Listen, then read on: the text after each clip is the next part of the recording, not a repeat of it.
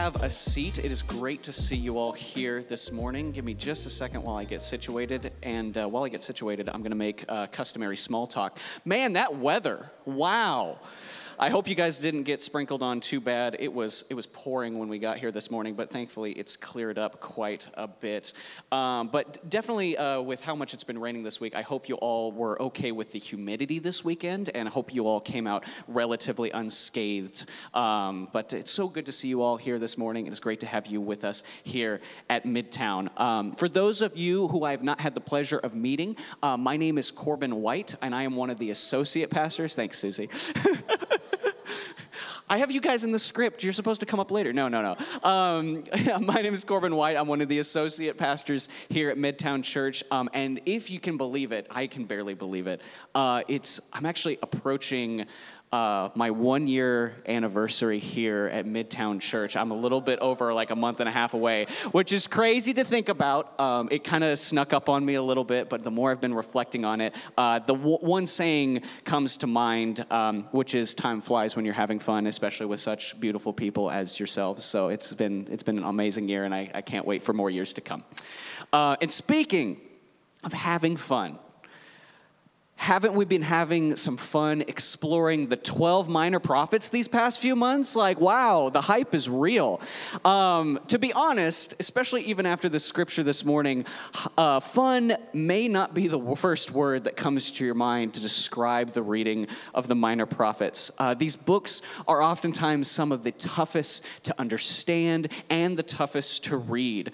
But I can tell you personally that it's been amazing week after week to watch every speaker that's been a part of this series come up and approach this pulpit every week to help our community of Jesus followers understand these ancient texts and how they still have so much to say here in our 21st century world.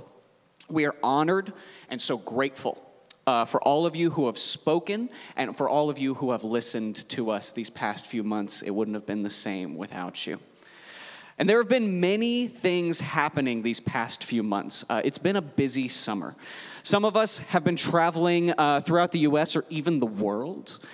Some of us have gotten married, including the wooer over here, which is my younger sister, Suzanne. She is here with her husband, Adam, my new brother-in-law, and they just got married it's about 4 weeks ago now. I'm not trying to jump three? Feels like 4, I don't know. No. So please, both of you, keep the heckling to a minimum, okay? I got to stay focused here. No, I'm joking.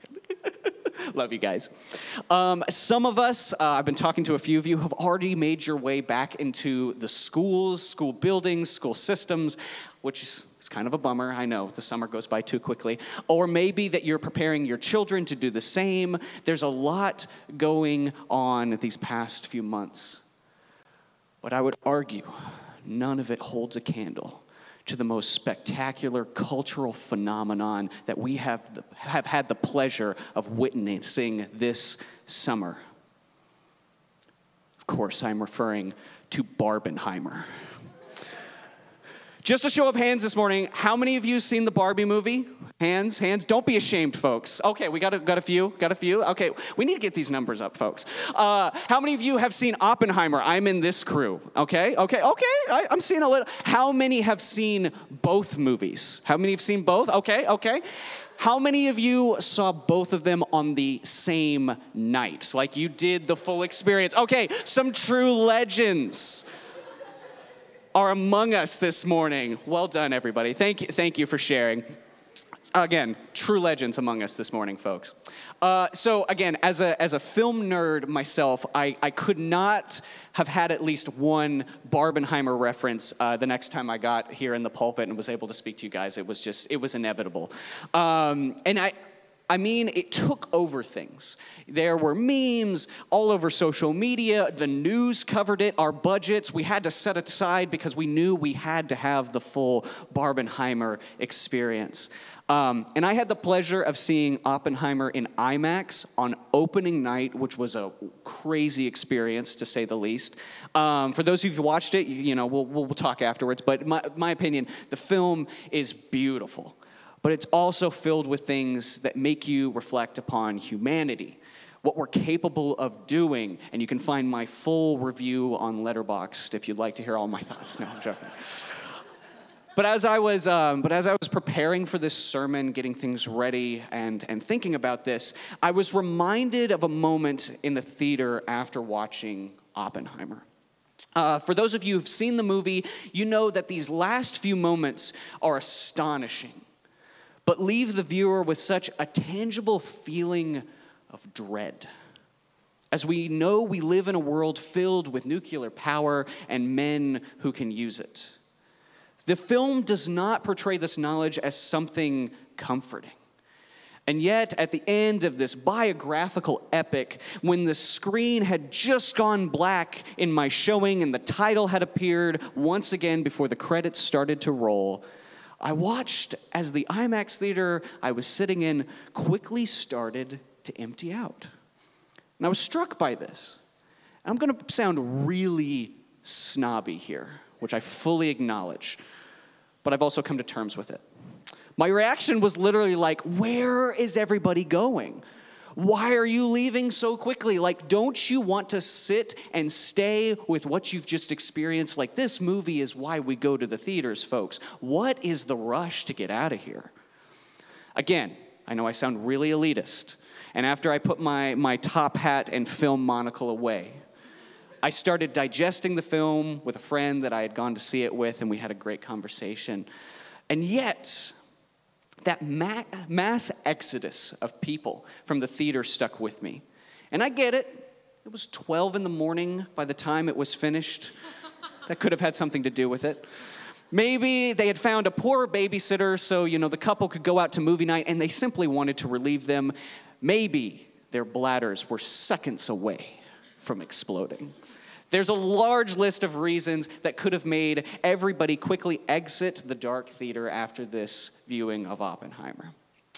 But a few weeks later, I was talking to a mentor of mine named Daniel Guy about this very observation because he had seen the film as well. And Daniel masterfully brought something to my attention that I had not thought about. Maybe the reason most of the crowd wanted to leave was because they did not want to sit with the uncomfortable feeling that the film had left. Maybe the reason they fled to their cars was not to beat traffic, but maybe just to help stuff down some of the feelings of existential dread that the film had just given them. They didn't want to have to stare into the void and listen to what it had to say any longer than they had to justify their ticket purchase. Now again, this is all conjecture. I have no way of knowing where these people went. However, as we are looking at the last book in the minor prophets, which name is Malachi, I could not help but think of these feelings. The book of the 12, these minor prophets and all their messages have been quite a journey that I think is very well summed up in Malachi chapter 4 that we read this morning. In a way, these books have brought us back to the void again and again and again. They've showed us Israel's history. It has reminded us of the injustices that even God's people are capable of committing. It has given us ways upon ways to look at the state of our world and how it's not supposed to be this way, that there is an alternative. The prophets have called not only the people of God back then, but us, the people of God now, back to covenant faithfulness. And it has reminded us of what covenant relationship should look like. And that's not always a comfortable thing. It's not always comfortable to restore a fragmented relationship. So maybe, just maybe, when we find ourselves in this place where we are about to bid adieu to the minor prophets and their messages, we might be happy, we might be even thankful to say goodbye to them for just a little while. But this is exactly why I think Malachi is the perfect way to close this series out. As we explore this book, we'll be able to see that it concludes the Old Testament canon of Scripture with such a real and tangible message of hope, and that Jesus' fingerprints are all over the content. So, let's dive into Malachi. It's time for my favorite question. Who wrote the book of Malachi? Any questions? Any answers? It's a great answer, Alex. And it's true. Malachi was the one who wrote the book of Malachi. But funny enough, in Hebrew, the word Malachi simply means my messenger. So this leads some scholars to think that Malachi was an actual prophet, somebody actually named Malachi, which, I mean, if you're going to be a prophet, my messenger is a pretty great name, let's be honest. Or it sometimes leads scholars to believe that maybe this was one of the other minor prophets writing another letter, simply titled From My Messenger, and they left it vague. Either way, it's just a little fun fact. It doesn't really impact a lot about what we're going to be discussing, but still, a little bit of Hebrew lesson today. Maybe you can think of that next time you read the book of Malachi. And Malachi is writing to the people of God after the exilic period, where Israel's people were displaced by the Babylonian Empire and were taken from the Holy Land forcibly. This was one of the consequences of the covenantal relationship that Israel had fragmented with their actions. But like Amanda talked about last week, she's in the back, so I don't know if she can hear me. Like Amanda talked about last week, they were back. They were back in the Holy Land. They were rebuilding the temple. Good stuff was happening. They were starting to rebuild after such a time away. And the consequences of this would be amazing. This would literally be the Holy Land that Jesus himself would walk in. This temple that they were building would be where God made flesh would dwell. He would preach on the steps. He would enter its courtyards. Even the veil that they would hang would be the one that he tore, showing the people of God that his presence was not something that could be limited. And it is Jesus himself that Malachi speaks of in these final verses when he says this: "Look, I'm going to send you Elijah the prophet before the great and awesome day of the Lord comes. And he will turn the hearts of fathers to their children and the hearts of children to their fathers." This Elijah language is very important here and is actually referenced by Jesus quite a bit in the New Testament. In Matthew chapter 16, Jesus' disciples try to answer the not loaded question at all: who is Jesus Christ? I'm sure some of you could answer that question very well. And I know it's a simple question. When they reply, some say John the Baptist, others say Elijah, and still others, Jeremiah or one of the prophets. Boom, it's right there, Elijah. Malachi's language is being directly referenced in how the people of Jesus' day think about him. They just did not have the clearest picture of the meaning just yet. You see, in the Jewish understanding, there was something called the Elijah tradition. One of the themes of this tradition came from how Elijah made his epic exit from the earth. You see, Elijah was carried into the heavens by a chariot of fire. It's kind of a pretty metal way to go, in my opinion. Hardcore. But because Elijah never died, because he ascended into heaven in this chariot, many Jewish scholars in the time of Malachi believed that Elijah would actually return to earth when God was going to start turning things around, when the day of the Lord was about to begin. So it makes a lot of sense in this Jewish understanding of why people would say Jesus is obviously Elijah, because he was turning things around. He was making things new. He was saying that the day of the Lord was upon them. And the Jewish people saw this and made the connection instantly. Spoiler alert, Jesus was not Elijah. He definitely came from the same prophetic line as Elijah and had a similar role in bringing the people of God back to God, but they were different people. And we can see this through something called the Transfiguration in the New Testament. It's literally the chapter after the chapter where they ask Jesus, who is he? Matthew 17 records this event. And it says, after 6 days, Jesus took with him Peter, James, and John, the brother of James, and led them up a high mountain by themselves. There he was transfigured before them. His face shone like the sun, and his clothes became white as the light. Just then there appeared before them Moses and Elijah talking with Jesus. I would have loved to have been a fly on the wall during that conversation. I mean, just like, was it a catch-up chat? Was Jesus just like, hey, how's my dad doing? I know we talk on the daily, but I just want to check in. But this event is so important in the New Testament for us as the church, and especially for Malachi chapter 4. It's so important, in fact, that the ancient church calendar actually literally devotes an entire Sunday to remembering this event. It's called Transfiguration Sunday. It's where we remember and where we reflect on this event. It would have been great if today was that Sunday, but our coordination wasn't there. Next time, though, I promise. And it's important because it's important because Jesus is the fulfillment of both of these traditions that these two figures represent. We've talked a little bit already about Elijah's tradition. Jesus is the perfect prophet who will fulfill all of what the prophets spoke about. When they were looking to the future, they were talking about Jesus. They may have just not known it yet. The day of the Lord that the prophets kept referring to, Jesus. The king from the line of David, Jesus. The Messiah, Jesus. Oh, I love it.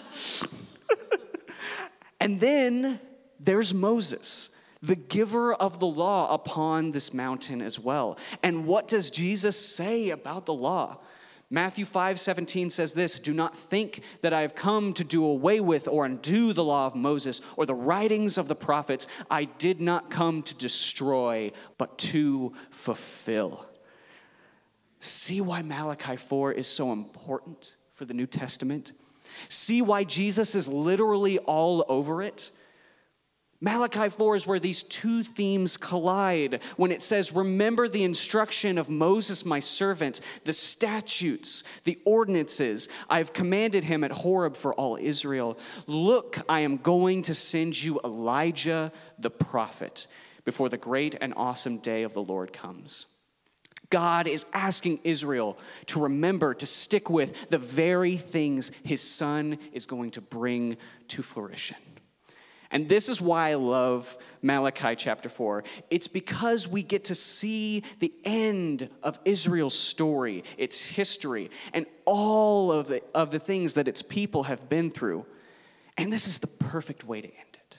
It's the perfect period at the end of this great epic. When we read this, Malachi chapter 4 that we just read this morning, it is the conclusion of the entirety of the Old Testament. 39 books, roughly 75% of the Bible, ends with a few verses, 7 to be exact.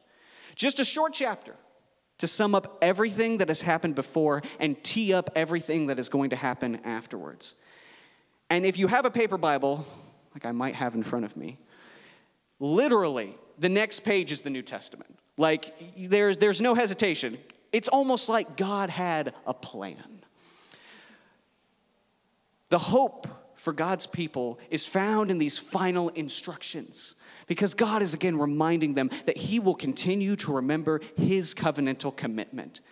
Everything has been working towards Jesus, the King of Kings, the prophet of prophets, the last high priest the people will ever need. Jesus is, in a real way, the fulfillment of Israel's entire history. But between these two pages, there's a bit more history. Something we Bible nerds like to call the intertestamental period, which lasted about 400 years. It's the time between the Old and New Testament. So Malachi, in a real sense, is kind of a bit of a cliffhanger. And during this intertestamental period, we see a lot of things develop that would influence the world that Jesus would inhabit. We see something called the diaspora, which is the spreading of Jews away from Jerusalem and around the Mediterranean Sea, because some of them were just legitimately exploring, but because a lot of them were disappointed with the state of Jerusalem. Alicia talked about this a little bit. When they came back to the city, a lot of these Israelites had been born in Babylon, they got to hear tales of how cool this city was. It's like, this is Disney World. Like, you guys, we got to get back to Disney World. It's just the coolest thing. But then they get back, and it's rubble. The temple is destroyed. All this grandeur that they've heard about is just gone. And some of them are legitimately disheartened, so they say, all right, I'm taking my toys and I'm going elsewhere to play. So they spread all out across the Mediterranean along the coast. And so this led to a lot of things. It led to the creation of synagogues. Jesus spends a good amount of time in synagogues in different cities throughout the New Testament, but they were created because the people of Israel needed a worship space because they weren't in close geographical proximity to the temple. When the Jewish people went out and around the Mediterranean, they needed a place to worship, a place to gather, and synagogues were the answer. It's actually probably most likely the reason that we meet in a church on Sunday mornings. It was kind of the proto-church. When, a lot of Jewish Christians in the book of Acts, they were looking at how does the church gather? How do we do this thing called church? And they were like, the synagogue worked actually pretty well. Maybe we should just go with that. Let's keep what works. So it's one of the reasons we still meet together on Sundays. The Old Testament was translated into Greek in something called the Septuagint because Alexander the Great had come in and conquered a lot of area until there was, as he said, no more to conquer. And Israel was included in that. And he instituted something called the Greek rule, which promoted Greek culture, Greek language in his conquered territories. And this included Israel. And then eventually, after the Greeks, the Romans came in and they were like, nope, mine. And they took the Holy Land again. And that's who owned it when Jesus came along. But there were also some people that arose during this 400-year period that people claimed to be the Messiah that the Old Testament was talking about. These were people like Judas the Hammer Maccabees. I don't know if I've ever heard a more epic name than that. And he actually led a revolt that recaptured Jerusalem before they overthrew him. Many Jews thought that he was the Messiah that the prophets talked about because he gave them everything that they were looking for. He recaptured the city of Jerusalem. He was instituting the monarchy again. He was bringing about all these customs from the law. And people were like, finally we got somebody who means business. But then he died. And things didn't continue to improve. And this is why I bring up the intertestamental period, is because with such a hope-soaked message that we find in Malachi, the people of Israel grew tired of waiting. They looked for people who could bring about the day of the Lord on their timetable and on their schedule. They grew uncomfortable with having to look into the void, to see the world in its fallen state, and they yearned for a rescue. But instead of waiting on the Lord's timing, they tried to force it themselves. For us, like the Israelites, we find ourselves in a similar situation as the church. The already but not yet, as we love to call it, Jesus, the fulfillment, has come, and now we hopefully wait for his return. The church is scattered throughout the world, just like the diaspora. Peter even refers to the church as such in his first letter when he writes, to those who are elect exiles of the dispersion of the diaspora. We have been scattered, and we sit in our synagogues, and now we wait. But just like that packed theater after a late night showing of Oppenheimer, we can grow restless. We can yearn for distractions, ways to escape the way the world looks. Many of us have a box in our pockets that can literally do just that can transport us away from the present whenever we wish. We can look at the news cycles covering the disasters of the world or the hypocrisy of the church, and the hope that has been offered to us can grow dimmer and dimmer. Sometimes it will even lead us to call someone else Lord. Someone who we feel can bring about the reality that we wish to see now instead of waiting for God's timing. And this is why all us exiles of the diaspora, it is why, since we have walked with the 12 minor prophets, this is why we need Malachi. We need reminders. We need to be brought back into the present moment, ready for the work of God's kingdom. Work that doesn't need to be ignored, but work that needs ready hands. As Jesus said, the harvest is plentiful, but sometimes the workers are few.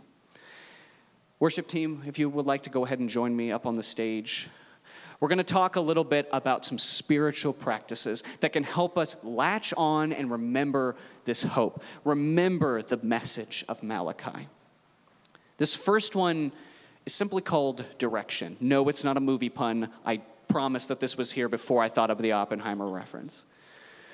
Direction is something that helps us remember not only what we are called to do as believers, but it also helps us center ourselves on the voice of God rather than the voice of others. Hope for Israel in the intertestamental period looked at one time like Judas Maccabees. He gave the people what they wanted. He gave them victory. He gave them a sense of purpose. He gave them Jerusalem back.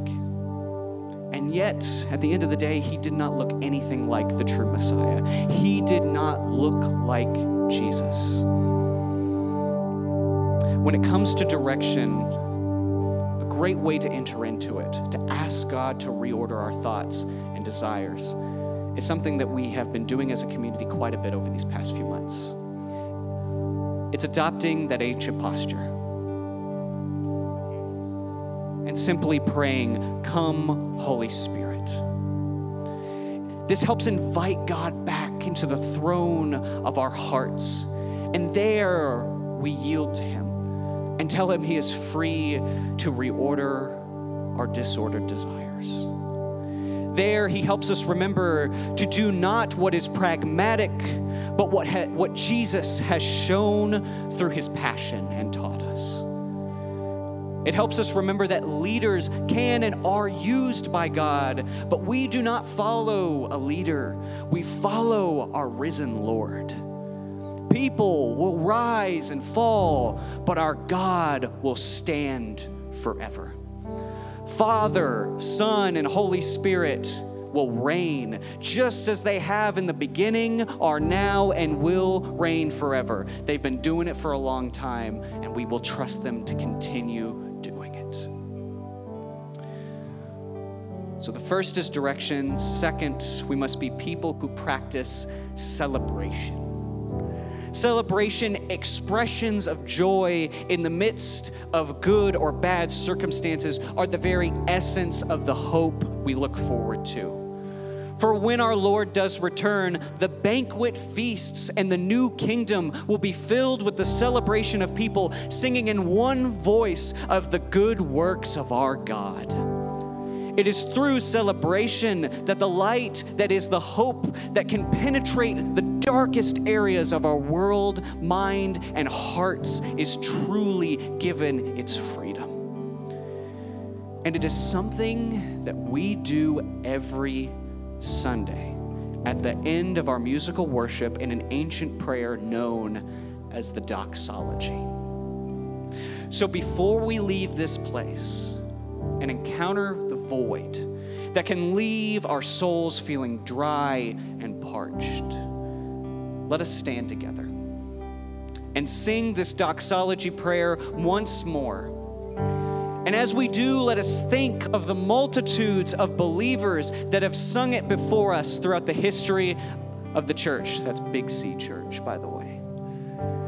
Just like us, these believers were in their diaspora, spread across the world in small Jesus-following communities. And they gathered, and like us, they were waiting. Like us, they prayed, "How long, O Lord, before you return and make all things right?" And like us, they embraced the ancient tension of the Christian faith. where we in one voice can ask the Lord, how long? And then follow that question with the declarations of God's goodness. So now I'm going to give it over to Christina because she's better at these things than I am. And let us join in this ancient chorus this morning of celebration and sing praise to God.